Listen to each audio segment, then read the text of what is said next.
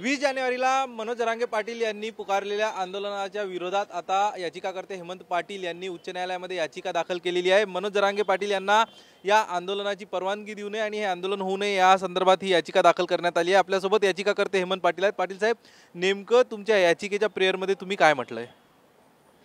अहो मनोज जरांगे पाटील साहेब, आपण महाराष्ट्रामध्ये मराठा आरक्षणासंदर्भामध्ये रान उठवलं, सगळीकडे रान उठवलं, जाहीर सभा घेतल्या, त्याबद्दल राज्य सरकार किंवा कुठल्याही सर्वसामान्यानं आपल्या विरोधामध्ये कधीही तक्रारी अर्ज दिला नव्हता।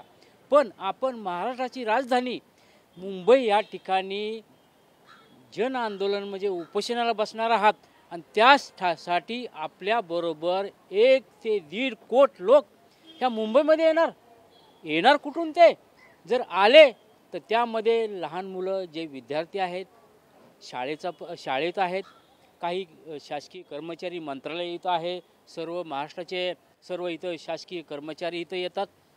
ते येणार कुठून 8 दिवस? या सर्व याच्यात नेमक्या तुम्ही कुठल्या कुठल्या बाबी तुमच्या याचिकेमध्ये नमूद केल्या आहे? मी 2 दिवसापूर्वी माननीय मुंबई आयुक्त यांच्याकडे तक्रारी अर्ज दिलेला आहे की मनोज जरांगे पाटील यांना 20 जानेवारीपासून आंदोलनाला बसवून देऊ नये, तशी परमिशन देऊ नये।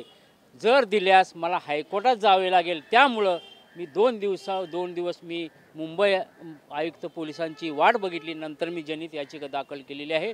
कारण जर मनोज जरांगे पाटील साहेब जर इथं आझाद मैदानावरती जर आंदोलनाला बसले तर कायदा व सुव्यवस्थेचा प्रश्न निर्माण होईल आणि त्यातच ओबीसी समाजाच्या नेत्यांनी सुद्धा आंदोलनाची परमिशन मागितलेली आहे। बसणार कुठं हे? दोन्ही समाजाचे नेते बसणार कुठं? त्यामुळं दोन्ही समाजामध्ये तेढ निर्माण करण्याचं काम हे मनोज जरांगे पाटील करतात। त्यामुळे त्यांना आंदोलन करण्यात देऊ नये अशी माननीय उच्च न्यायालय या ठिकाणी मी याचिका दाखल केलेली आहे। आपण याचिका दाखल केलेली आहे मनोज जरांगे पाटील यांच्या विरोधात। मात्र ओबीसी समाजाने देखील या ठिकाणी आझाद मैदानावरती आंदोलनाची परवानगी मागितलेली आहे। मग अशात तुमच्या माध्यमातून फक्त त्यांचा उल्लेख तुमच्या याचिकेत करण्यात आला का ओबीसी समाजात देखील परवानगी देऊ नये याचा?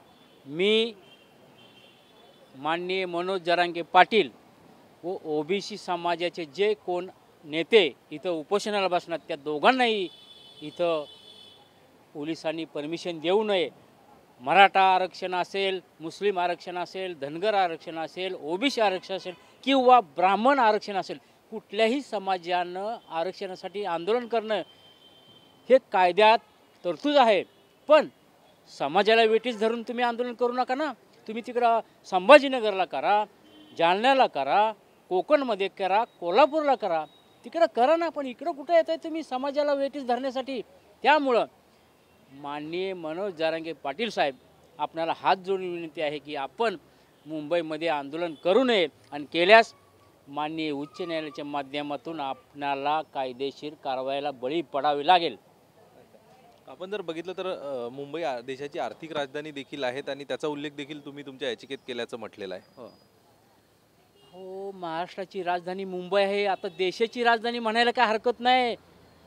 दिल्लीमध्ये जेवढं पब्लिक नाही तेवढं मुंबईमध्ये पब्लिक आहे आणि मुंबई ही देशाची आर्थिक राजधानी असल्यामुळं या ठिकाणी सर्व महाराष्ट्रातून, देशातून, बाहेरच्या परदेशातून सुद्धा लोक येतात।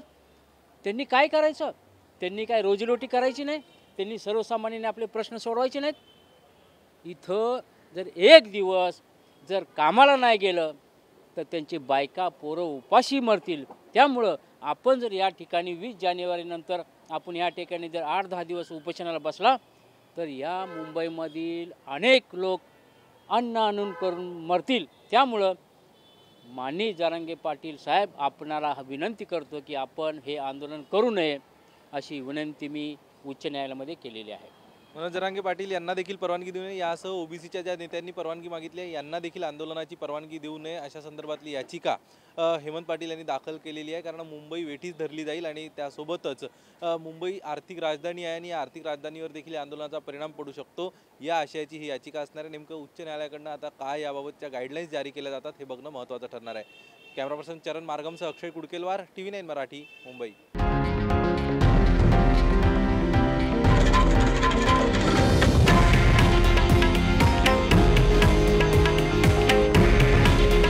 हे आहे देशातील नंबर 1 न्यूज नेटवर्क आणि आपण पाहत आहात TV9 मराठी. काळजी तुमची, हित महाराष्ट्राचं.